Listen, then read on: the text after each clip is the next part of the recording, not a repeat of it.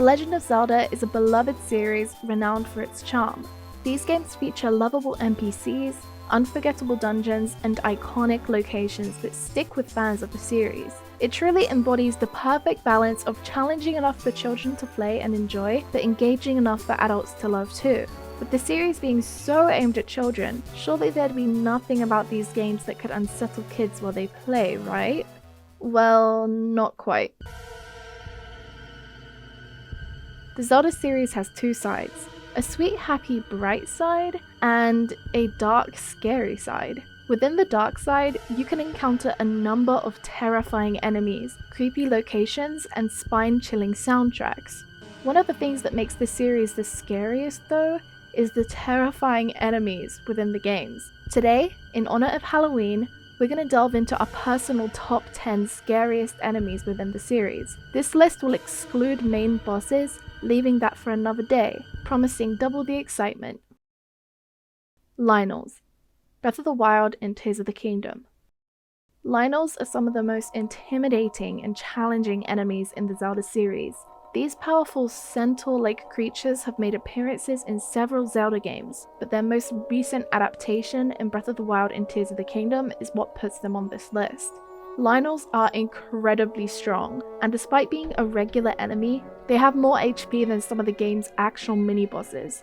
For example, a red Lynel, which is the weakest, has 2000 HP, while a Molduga, one of the mini-bosses, has 1500 HP. They have a variety of different ranged attacks, and will shoot you with a bow if you're too far away, making escaping them almost impossible, especially for newer players. I'm sure a lot of us remember the first time we encountered a Lynel in Breath of the Wild. I remember the first time I ever saw one, and it genuinely scared me as I was only a couple hours into the game. It only took me about 100 hours into the game later until I finally decided to battle one. What makes Lynels even more scary is that in Tears of the Kingdom, there's a new Gloom variant in the depths. In the overworld, spotting a Lynel is much easier, meaning you can actively avoid them. But in the depths, unless you've lit the whole place up, you have no clue what's waiting for you. And trust me, it's quite terrifying when you aren't expecting it.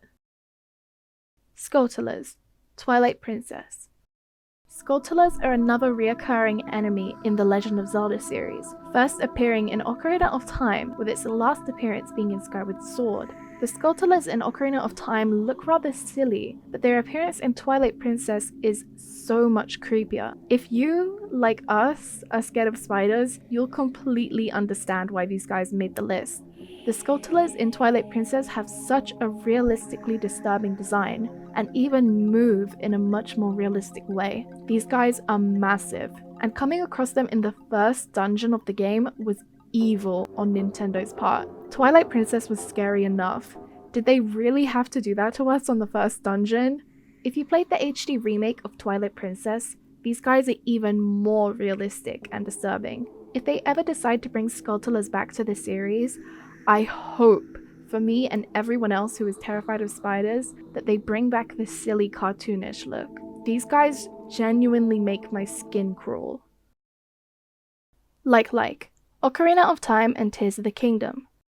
This particular enemy made its debut in the very first Zelda game, and again, like others on this list, has since appeared in numerous other games in the series. Most recently appearing in Tears of the Kingdom, we're referring to the Like, a creepy and rather disturbing creature. Likes aren't exactly quote-unquote scary, more unsettling. They're almost like worms that have no face, only a mouth. Their appearance is honestly more disturbing than anything, but in Tears of the Kingdom, they somehow got even worse, and on top of that, more disturbing. They now appear slimy and have hundreds of razor-sharp teeth, with multiple different variants. They now stick to walls and ceilings, making them even harder to hit in some cases. When they capture Link in Ocarina of Time, they can steal his Deku Shield or Hylian Shield, and if he's wearing the Goron or Zora tunic, he can take away that too. In Tears of the Kingdom, they can steal either his bow, shield, or weapon, taking away his protection, making them even creepier. Overall, these are kind of like the Skulltulas. I don't fear them for being terrifying, more just for being disturbing. Big Pose, Twilight Princess. Arbiter's Grounds is the 4th dungeon in Twilight Princess. Within the grounds, Link will come across a number of enemies. Among these enemies are the Big Poes, which really stand out as they look like something straight out of a horror movie. These enemies can't be avoided either, as Link has to defeat 4 of them to progress within the dungeon. Big Poes, like their smaller counterparts, aren't able to be seen. Link has to transform into Wolf Link to be able to see them, meaning he can only attack them as a wolf by ripping out their souls, making this whole situation even creepier. The regular Poes in this game are creepy enough by themselves, but what makes the Big Poes even more eerie is their more human-like structure, but specifically, their faces. Their faces are genuinely one of the creepiest things I've ever seen in a video game, especially in the HD version. Wallmasters, Ocarina of Time. Wallmasters make appearances in multiple various Zelda games, but we find the ones in Ocarina of Time to be particularly menacing. These disgusting creatures take the form of a detached, rotting, bony hand with long nails that look more like claws. The presence of a Wallmaster can send shivers down the spine of any player, and can cause genuine stress and fear as they attempt to snatch Link from above. If they do end up grabbing Link, he gets transported back to either the beginning of the room or even to the start of the entire dungeon. These guys are not only terrifying because of their appearance, but because of what happens when they get to you, causing genuine panic to anyone who comes across them. It's clear that the Wallmasters are determined to stop Link from progressing at all costs, making them a truly frightening enemy. Gloomhands, Tears of the Kingdom. Next up is the newest addition to the roster of scary creatures in the world of Zelda, the Gloomhands, which made their debut in Tears of the Kingdom. Many of us have become acquainted with this demonic enemy, but they are just as scary the 100th time as they were the first time. Gloomhands seem to show themselves at specific locations. They spawn out of thin air suddenly and without warning, in the overworld and in the depths. When the eyes on the palm of the hand see Link, they unleash a piercing, blood-curdling scream, while the sky suddenly turns red, reminiscent of a blood moon. These creatures are incredibly fast, and once they catch up to you and grab you, they deplete the maximum amount of hearts that Link has, just like gloom does when you come into contact with it. Realizing that these hands are composed of gloom, which embodies the physical manifestation of the Demon King's hatred, adds an extra layer of creepiness to this creature. Shadow Beasts, Twilight Princess. Twilight Princess is known for its darkness, the Twilight. The enemy we're about to discuss weren't actually born as monsters. They were once ordinary people, the Twilight, who found themselves imprisoned within the Twilight Realm. Their only crime being that their ancestors tried to take over the sacred realm years ago. When Ganondorf was banished to the Twilight Realm, he used one of the Twilight, Zant, as his pawn for evil. Zant corrupted the Twilight Realm and took over Princess Midna as the false king, returning the Twilight into shadow beasts with the dark power he had been given by Ganondorf. What makes the lore of these creatures so interesting is their tragic backstory. The current Twilight were a peaceful tribe, happy to live in the Twilight Realm. When they became the demons known as the Shadow Beasts, their bodies still resembled their original form, only now they looked more dark and frightening. They always appear in groups, working as a team to attack Link. Link himself, though, is no match for them, leaving Midna to attack and successfully kill them. This adds another layer to how disturbing it is. Princess Midna has to be the one to kill her own people. Big Octo, Wind Waker. This one is pretty high up, as we at Zeldisc found it to be one of the most terrifying enemies, as both of us already fear the ocean. We did mention that this video wouldn't include bosses, but mini bosses don't count, so we decided to include it. Picture yourself sailing across the vast open sea in the Wind Waker. It's an experience that can be incredibly soothing and tranquil. However, there's a constant sense of dread, as there's always the possibility of being attacked by something lurking beneath your boat. The Big Octo will appear when you've stumbled across its location, with its main objective being to suck Link into the maelstrom. The vastness of the open sea alone can be a somewhat unsettling environment, but the thought of Big Octo lurking beneath the waves, ready to attack at any moment, adds a spine-tingling layer of fear to the entire experience. Redeads, Ocarina of Time. Redeads, specifically the Redeads from Ocarina of Time and Majora's Mask, of course deserve a placement on this list for their appearance alone. These unsettling creatures are known for their terrifying appearance and spine-chilling screams. Redeads also appear in a more cartoonish form in The Wind Waker, where admittedly they don't appear as scary, but in this game their screams are somehow even more eerie. When Link approaches a Redead, it begins to move towards him, all the while emitting a bone-chilling scream. When this scream can be heard, in Ocarina of Time, Navi mentions that its gaze paralyzes Link rather than its scream. If it manages to attack Link, it wraps its body around him, appearing as though it's draining the life force from him, which adds to the overall sense of dread and fear associated with these unnerving creatures.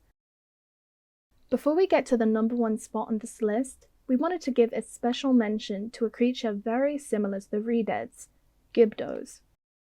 The Gibdos that appear in Ocarina of Time and Majora's Mask have the exact same effect as the Redeads, with the same blood-curdling scream, paralyzing Link with fear. With a similar stature, players assumed Redeads and Gibdos were one and the same, only with Gibdos being wrapped in linen like a mummy. These enemies have appeared in more games than the Redeads have, from the original Legend of Zelda to the newest game in the series, Tears of the Kingdom. They only seem to act the same way as Redeads in 3 of these games though, those games being of course Ocarina of Time, Majora's Mask, and finally Twilight Princess. The most recent adaptation of the Gibdo in Tears of the Kingdom are very different appearance-wise. Their bodies resemble the Redeads from Ocarina of Time, but they also share characteristics with moths, some of them even having wings. They do still scream at Link, but in no way do they paralyze him with fear anymore. Dead Hand, Ocarina of Time. The final enemy on this list was probably to be expected, as it's universally one of the most terrifying enemies in any Zelda game to date. Link first comes across Dead Hand as a child, in the mini-dungeon at the bottom of the well in Kakariko Village. Upon entering the room, Link is immediately confronted with a nightmarish sight. 4 long arms suddenly emerging from the ground beneath. If he gets too close, the arms hold him in place while Dead Hand slowly approaches him. What's particularly unsettling is that Navi suggested that these hands are infinite, even though you'll only face 4 hands at the bottom of the well and 6 hands in the Shadow Temple. Dead Hand's appearance is on the more disturbing side of any Zelda enemy. He's a hunched over white creature with white eyes, the mouth that stays open showing his large teeth. He also seems to be covered in blood in the original version of the game, which was changed in Ocarina of Time 3D, as is probably a little too much for kids these days. The bottom of the well is already one of the most eerie locations in the game, making the appearance of Dead Hand even more disturbing. The section of the game where Link is a child is usually much happier and livelier than when he's an adult, giving an extra layer of discomfort to this dungeon and mini-boss. Like we said, we don't just come across him once though, as he appears again when Link is an adult in the Shadow Temple. If you've decided to play on Master Quest, you'll even come across multiple Dead Hands. I'm sure a lot of us are grateful that Dead Hand has not returned to the series. It's been 25 years since we last saw him in a new game, and I can only hope that number gets bigger as the years go by. All of these disturbing monsters can really make you wonder what Nintendo were thinking, letting children experience all of these enemies from a young age in a game targeted towards anyone and everyone. At the same time, I like how both bright and dark the games can be, as it gives us more memorable moments like these, and gives us a good variety. I hope the series never stops adding these type of enemies. No matter how much I say I don't like them, the genuinely scary enemies are some of my favorite in the series. I know we probably didn't even scratch the surface of some of the most terrifying enemies, so I'm sure we'll be back to speak on this topic again. Please let us know if you enjoyed this Halloween special video. If you enjoy Zelda content, please feel free to subscribe, as that's all we do. Have a happy Halloween, and goodbye! We hope to see you again soon.